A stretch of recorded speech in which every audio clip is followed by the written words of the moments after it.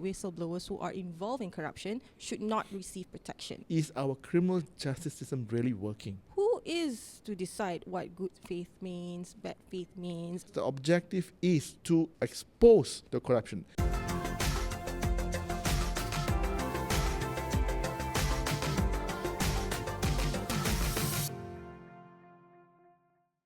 Hello everybody, welcome back to yet another episode of Beyond the Headlines, the go-to space for the top stories that made the headlines and more. My name is Amalina Kamal, and today we are going to dive into two major legal reform concerns: the amendments to the Whistleblower Protection Act and the proposed Home Detention Law. Now, on paper, both sounds like steps toward a fairer justice system, but are they really strengthening Malaysia's governance, or are they just a band-aid for deeper systemic issues? Joining me to unpack these two pressing topics is Pushpan Murugiah, CEO of the Centre to Combat Corruption and Cronyism, C4 Centre. Welcome, Pushpan, to the show. Hi, man. Thank you so much for having me today. Yeah. I'm glad that you're here because we are going to talk about two rather, I suppose, people would say, very interesting topics. They don't get much, coverage because it does, go back to in terms of how we're going to reform the policies at B. But at least for the first topic of interest here, the Whistleblower Protection Act. Now, the government has been under pressure a lot to reform this particular act. Now, with critics also arguing that the current law is too restrictive. Yep. Do you agree on this? Or are you for the change? Okay, I think maybe let me just contextualize a little bit how whistleblower is a significant importance for people, especially those in the space of anti-corruption. Now, when you look at a crime like corruption, it's technically involving people who are colluding towards a particular goal. If you compare that with other crimes where you have a person that sustains some form of loss and a person that gains something, there is conflict. But in cases where corruption happens, it's usually people who are part and parcel of the whole conversation, they're complicit, and that's why it's extremely difficult to actually expose any form of corruption. Now, that is why whistleblower plays a particular importance in these kind of corruption cases. Now, in order to expose corruption, you need whistleblowers. In that context, what we have as existing law now in the Whistleblower Protection Act 2010, I think is lacking in a lot of manner. And there are good points that the government is trying to actually, especially the legal department, trying to push for reforms in trying to make it more applicable, more relevant. So there are a few major reforms that they have suggested for the amendments. Okay, I would like to emphasize one particular one, which refers to the proviso of Section 6, where it says that if a whistleblower whistleblows, he cannot be in conflict of other laws, for example, OSA, right, and also the Section 203 of the Penal Code. Now, we need to also give a bit of acknowledgement that the government has intention to address that issue. But I also want to make sure they actually do it, because if you don't amend that particular law where whistleblowers should be given protection even if they're in conflict, then the whole amendment becomes redundant. It doesn't apply. Let me give you a good example why it's important.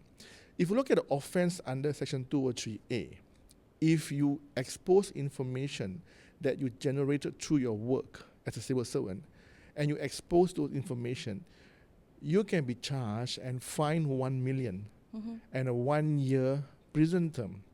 So if you bring that context to a situation where Malaysia experiences grand corruption, most of the situation in grand corruption deals with people in the bureaucracy, deals with the political space, deals with powerful people. So in that context, if you don't give that kind of protection that, doesn't matter 203 or OSA, but when you whistleblow and you want to expose corruption, we will protect you, it becomes redundant. If the act is in place, would anybody come forward and say, okay, I have information that I generated through my work? They won't. The fear factor is going to be there. The Chief Secretary, he has also reiterated that at least under his administration, he upholds like governance, integrity, and he will, to some extent, protect whistleblowers. He has himself has said that, if there is this fear mongering happening, or at least this sort of I'm not too sure, like maybe cornering or Okay. bullying happening, come to him directly. What does that say in terms of the Madani aspect? Okay, the government? I think it's very dangerous to have that kind of procedure because you're putting your faith in an individual. Yes, he's the KSU, is the most powerful person in the civil service, and he's also trying to be a champion for corruption changes. But then again, the procedure is missing. I mean, what if the KSU changes? So where is that confidence level happening? So again, it needs to have a proper framework, legislation in place to ensure that space is really safe for whistleblower. We need that space. And 203A, OSA, those in conflict with whistleblower doesn't give any form of confidence. We need to address or harmonize or at least repeal those acts to ensure whistleblowers have the freedom and confidence to come forward. Does this also include, whistleblowers who are unintentionally made an accessory to corruption? Because I say this because MACC has also come forth and have been insisting that whistleblowers who are involved in corruption, to what scale, we don't know yet, the breakdown of the visibility of it, should not receive protection. I think that goes down to the Section 11 revocation of giving protection. But I also want to raise this issue, and I think people don't speak much about this. The context or the argument that, look, he's part and complicit or part of the whole corruption, activity. Therefore, he should not be given whistleblower protection. But I beg to differ. Simply going back to my earlier point, saying that there's hardly any way corruption issues can be exposed without whistleblower. Why? Because they're all complicit. When you are complicit, you don't want to expose, I don't want to expose. So it's very difficult. Now, if a person comes later and say, look, I'm part of this whole conversation, I was also part of the mastermind, but I want to expose it now, and law says you won't get protection, nobody's going to expose it. So I think that context, we need to also look at how the level of protection is given to that kind of cases. And I also want to draw your attention to a particular resolution that was passed in UNCAC, which is the United Nations Convention Against Corruption. In the 10th session, they passed Resolution 10/8. Okay. Simply means that when we define bad faith, a person coming forward giving information of bad faith, that bad faith should be defined as the information that's provided by the person, he reasonably believes that that information is true, irrelevant of the intention of the person making the report. So this gives you an idea that if you really want to address the corrupt issue, you shouldn't be restricted by whether the person is party to it, whether he's not party to it, because the objective is to expose the corruption. The next level is, okay, if he's complicit, fine. What kind of whistleblower we give them? So the level can vary according to his participation. Maybe to some extent we only protecting in terms of his life, his family's life. That kind of arrangement can be done. But the key issue is, if you don't allow him to get protection, he will never come forward. Right. Now, one more small point I want to add also. In my mind, this kind of arrangement actually has got a preventive philosophy behind it. Why I say this? Because if both parties are in partnership to a particular crime or corrupt crime, and he knows that if you expose, I get caught, you get caught. Yeah. So I'm not worried. But if the fact happens, he knows that if you get caught and you expose and I don't expose, you will get protection and I won't. A person trying to get involved in this kind of corruption will also think twice. Okay, can I trust that person? Should I get involved? So it gives an additional layer of preventive philosophy in trying to prevent corruption as well. Right. Because it's like an approach that covers everything, right? It's like Correct. a domino effect of sorts. Yes, So yes. that's what we're going to try to push out. Okay, but talking about bad faith, good faith, right? So that's among the proposed changes, especially to this particular act, right? But who is to decide what good faith means, bad faith means, and could this be another way to silence further legitimate whistleblowers? I think in that case, if you really want to define good faith, which I already mentioned, 10/8 actually tries to redefine good faith to mean reasonableness in terms of the information provided. If you want to rely on good faith, then it's very difficult. As you mentioned, who defines what is good faith? Who defines what the scope of good faith is? And also, some of the terminology associated with good faith, like fixations, is very difficult to formalize or frame it. So the best thing is look at the information provided. if that information provided is reasonable to be true, you believe to be true, I think that should be accepted, should give him protection, and go and investigate that kind of cases. If we are still going to decide and discuss about good faith, I think we will never solve whistleblowers. It's not going to happen because it's so clouded, people are fearful, there is no trust between the public and the agencies. There's no avenue of safe spot to come forward. So I think that is the key point we need to address as well. Okay, right. On this, so the public is also advised to come to the government or at least enforcement agencies to, do the whistleblower engagement. Correct. But some deter because the enforcement agencies themselves are allegedly, corrupted themselves. Okay. So do you think there should be an alternative mechanism to refer to if, let's say, for us to, I suppose, uphold this whistleblowing activity? Okay. Let me just raise the scope or the entire situation now. Now, I think one of the concerns why whistleblower is a major issue is because we technically have about 7 agreed enforcement agencies which you can report whistleblowing and get protection, which are MACC, police, road transport, so all those. The issue now is, as you mentioned, there is that trust deficit between those agencies. Is my data safe? Will they share my data? So that kind of trust is lacking. Now, when you have that kind of lacking, either 2 things you can do. One is to actually have another or third-party reporting which is independent, or you create an agency that is truly independent that can give confidence to people to make report.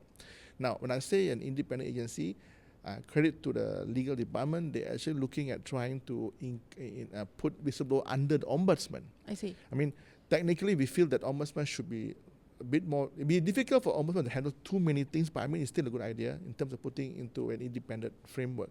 Now, if you have that in place, I think there will be some sense of confidence coming, making reporting. But provided that third-party agency, or for example, ombudsman, is truly independent, doesn't fall into the same appointment mechanism that everything else now is, like for example, EC and all that, then I think people will actually have more confidence coming forward. If not, you're going to replicate the same problem somewhere else. Understood. Well, at least the government is planning to set up an interim whistleblower protection committee. Correct. Before establishing a centralized agency or coming up with, what the breakdown of that is like. Yep. But do you think this is just another bureaucratic delay? I mean, I hope it's not, okay? Because we've been pushing for this so many years, and I think for the first time, they actually mentioned that they really want to have an output at the end of the day is going to be ombudsman, but then in the meantime, let's have a transitional period. Look, I mean, that's a good idea. There is still movement forward towards changes in the amendments. So that's a good idea. But the question now is the interim committee. Who is your committee members? If you really want it to be really effective, it must also include CSOs, academic, think tanks to give you data, ground level information that is not generally available. So you want a comprehensive transition, you need to get everybody's input. And UNCAC Article 13 basically is you need to actually inculcate the habit of bringing CSOs into your platform. So I think if you have a larger stakeholder engagement in those committees, then you have a good idea how to move towards the next angle or the next centralized agency, which will be helpful. Right. Yeah. Right. One last question for this particular segment. Of course, when we're talking about combating graft, we have to push for or at least highlight MACC's efforts in the recent years as well. Yep. Because I understand MACC does engage with all these NGOs and think tanks in terms of how they can better their approaches. But do you agree in terms of having an ideal model for extending whistleblower protection to private sectors? Yeah, that's interesting actually. Now, of course, credit MACC has whatever boundaries they're working within, they're trying their best to do what they can. But for me personally, or even C4 Center as a policy position, we feel that the application of a whistleblower, whatever you apply, has to be extended towards private sector. You must also allow a mechanism where internal mechanisms of private sector can be linked up to an overall protection mechanism. Why? Because many of the big corruptions or even low-level contract corruptions deals with private sector giving bribes. And if you don't cover people in the private sector, they only have their own internal mechanism, which may not be safe. Right. Because if you have a director or COO who's involved, and you are just maybe a junior manager, how do you be safe when you want to report these cases? You don't have that kind of confidence or framework that is you think safe enough. So when you have extend that kind of protection towards a larger law mechanism within the Malaysian law spectra or MACC or even the Whistleblower Protection Act, then there is some form of confidence that it will be protected. Right. Would an appeal of an immunity or plea deals for insider whistleblowers in sectors such as the private sector encourage more disclosures then? I think we're talking about that's a separate topic altogether, like plea bargaining, all that. I think that is a separate topic. The issue now is the framing of the topic of whistleblower. Main thing is we must make it easy for whistleblowers to whistleblow. Okay. The whole objective of Article 33 of UNCAC is to allow for that platform where whistleblower can whistleblow. You shouldn't have limitations, obstacles for a person coming forward.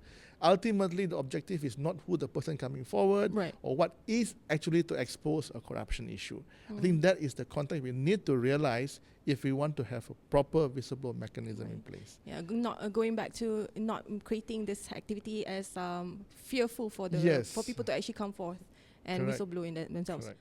All right, we're going to come back to you, Pushpan, but before that, I'm going to segue into our recent report on MARA.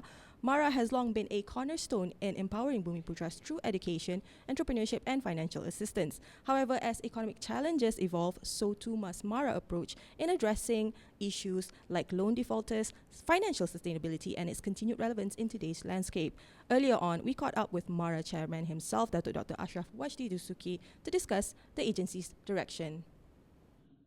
There have been growing discussions on how MARA balances financial assistance with accountability, as well as its role in shaping the future of Bumiputra education and business. Reiterating its objective in raising economic stature, MARA Chairman Datuk Dr. Asyraf Wajdi Dusuki said the upcoming launch of the Madani Wakaf Fund on March 15th to be a key resolution not to be taken granted. Peluncuran ini penting supaya kita dapat menggerakkan dana yang penting bagi membantu anak-anak Melayu Bumiputra khususnya dalam sektor pendidikan dan juga keusahawanan untuk kita perkasakan lagi. Contohnya kos-kos yang perlu kita bantu dari segi macam mana mereka nak masuk sekolah, nak masuk universiti yang tidak ditanggung oleh PTPTN, JPA, MARA ataupun pihak universiti. Ini sebenarnya memakan kos yang besar. Jadi melalui wakaf ni boleh membantu contohnya. Tapi yang paling penting kita tak memfokuskan kepada luar daripada ekosistem MARA. Kerana ekosistem MARA itu sendiri pun memerlukan dana yang boleh membantu 344 institusi pendidikan MARA daripada MRSM sampailah ke peringkat institut kemahiran sampai ke peringkat universiti. Itu yang kedua, dan yang ketiga adalah sempena dengan majlis ulang tahun MARA yang ke-59 untuk memberikan satu jelmaan komitmen kerajaan terhadap agenda Bumiputra dan Melayu ini yang tidak pernah luntur, bahkan terus diperhebatkan dan diperkasakan.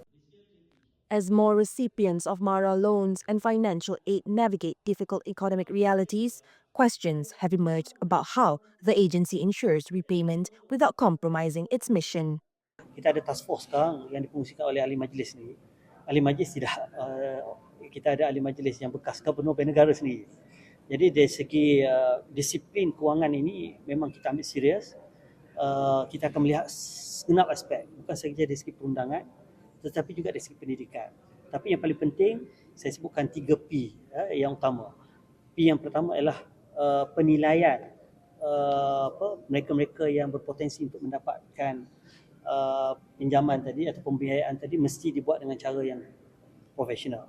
P yang kedua dari segi pemantauan. Pemantauan dari segi program-program pembiayaan ini mesti dibuat dengan cara yang baik. Ini termasuk program-program pembiayaan kita sudah merubah pendekatan, bukan hanya memberi pinjaman sebegitu saja, tapi kita memberikan khidmat mentoring. Kita juga terlibat langsung dalam melihat pemasaran, dari segi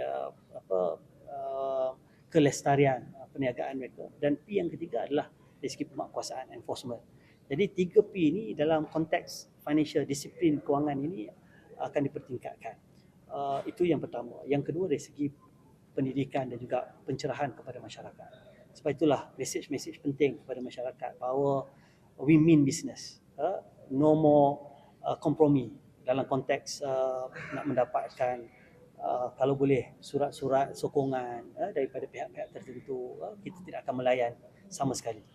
Dan mereka yang tidak bayar, kita akan ambil tindakan tanpa mengira sesiapa. Dan kita pun nak memberi peluang kepada orang lain. Sebab wang ini yang akhirnya kita akan gunakan untuk manfaat mereka yang memerlukan. Saya bercakap ini dalam konteks terutamanya dalam konteks pembiayaan perniagaan. In addressing loan repayment issues and strengthening its educational and entrepreneurial programs, MARA's partnerships with other government agencies and private entities could be a game changer. Kita sudah ada anak syarikat kita sendiri yang memang very aktif dan very efektif.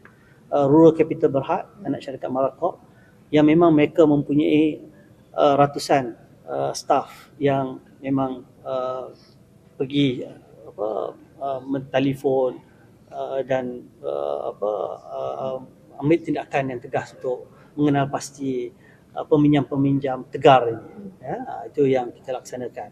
Dan kita juga akan berkolaborasi dengan agensi-agensi lain, insya-Allah. On a separate matter, the emergence of new industries continues to propel MARA's efforts to remain a pillar of economic empowerment. Asyraf highlighted that trust in MARA's education system, particularly MRSM, remains strong, evidenced by rising student enrollment and a decline in offer rejections. Sekat semalam, saya tengok sejak MRSM tu, sikit saja yang tak hadir. Macam bila saya pergi ke MRSM Subes, tak sampai 20 orang pun yang tak hadir. Jadi mungkin tak sebab apa. Saya tak tahu sebab apa, cumanya nampak minat mereka kepada MRSM ini mungkin kerana kepercayaan, keyakinan mereka pada sistem MRSM. Mungkin ada kesan juga terjah-terjah dia ni, baru dia orang kenal lagi MRSM. Kalau tidak, dia tak kenal. Ada positifnya. Bagi saya yang paling penting, kita akan mengekalkan kualiti pendidikan dan juga fasiliti pendidikan di MRSM. Alright, now let's shift gears to the proposed home detention law. Now, the government, Pushpan, says that this is meant to reduce prison overcrowding. But does it risk creating a two-tier justice system? It's actually a good topic to actually elaborate a little bit more.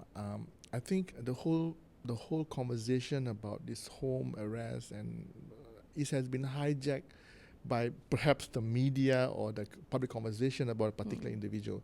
I think the objective of the government to reduce the congestion, it's a noble one that most of the sales has been fighting for many years, because you actually have some of the crimes that are not heavy in nature. For example, littering, maybe stealing a sardine can because family has got difficulty with buying food. Right. So I think that context, we need to also look at how we can actually reform them, assist them, and trying to help them get on with their life in that context. So it is important to have that framework to allow this kind of cases to be addressed through home arrest and things, that kind of nature.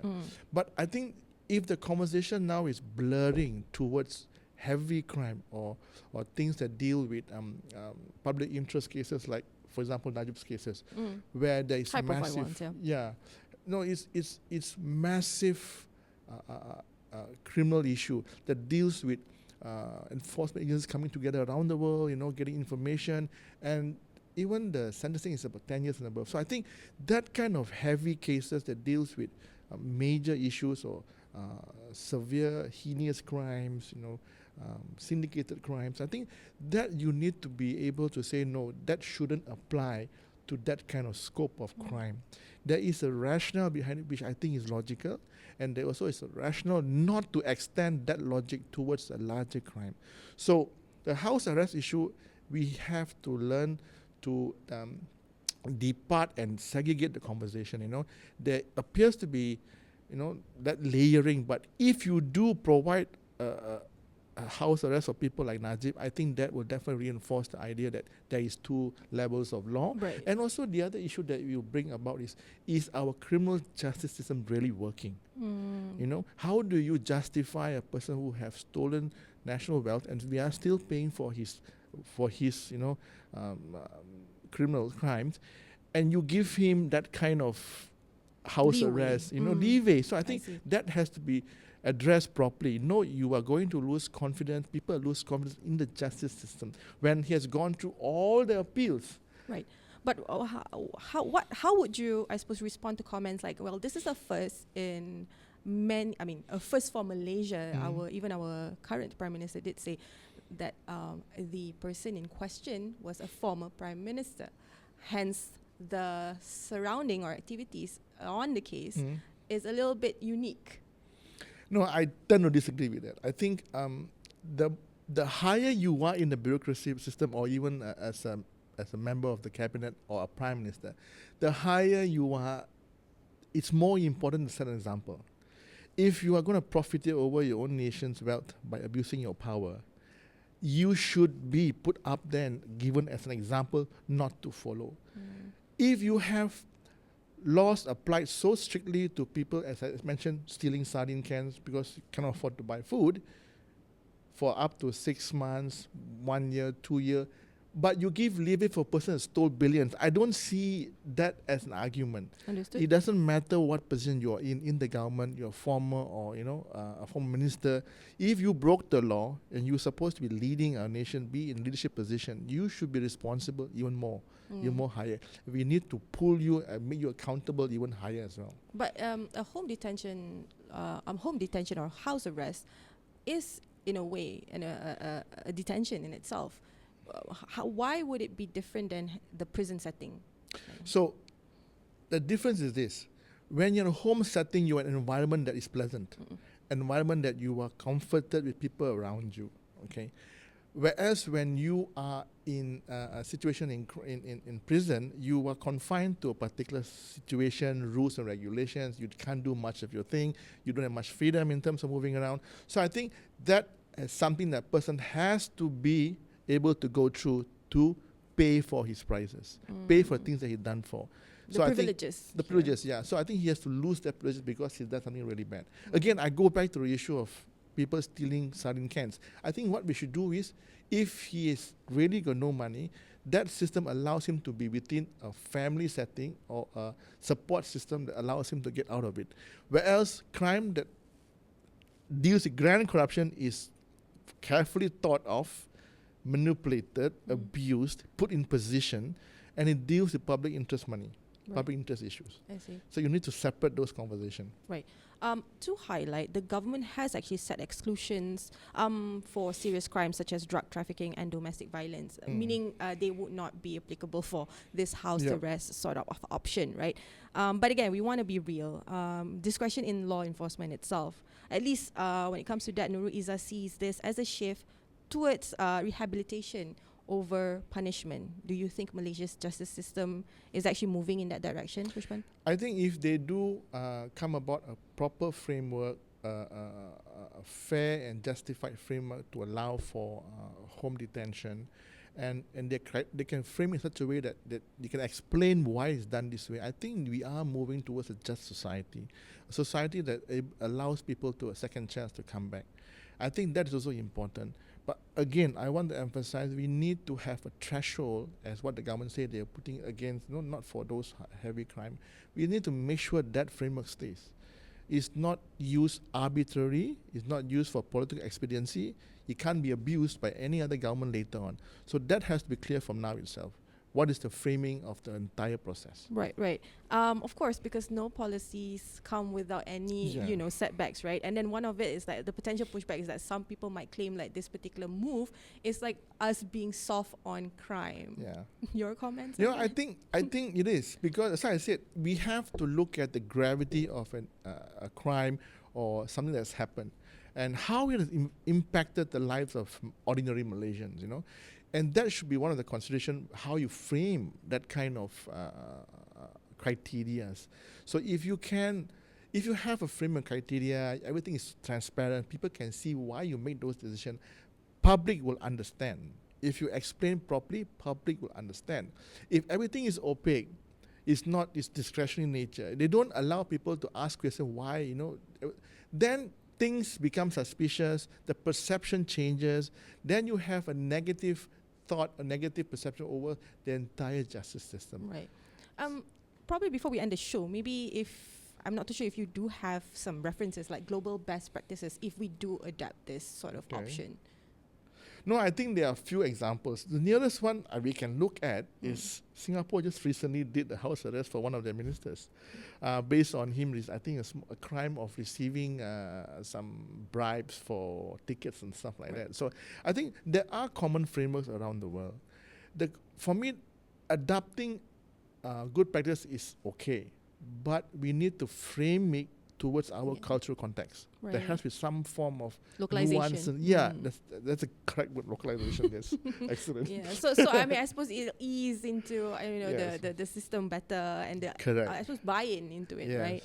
Okay. Well, that's it. Unfortunately for this particular episode, of course, it would not have been this great even without Pushpan Thank sharing you. his insight.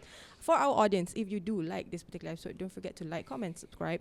Don't forget to also turn on the notification bell if you haven't already. Once again, I'd like to thank my guests that's here on set, Pushpan Murugiah from C4 Center. Thank you so much for coming so on Beyond much. Headlines. Hope to see you next time. Thank you. And again, do follow us on social media. We are on X, Facebook, Instagram, as well as TikTok. My name is Amalina Kamal, and I'll see you next week.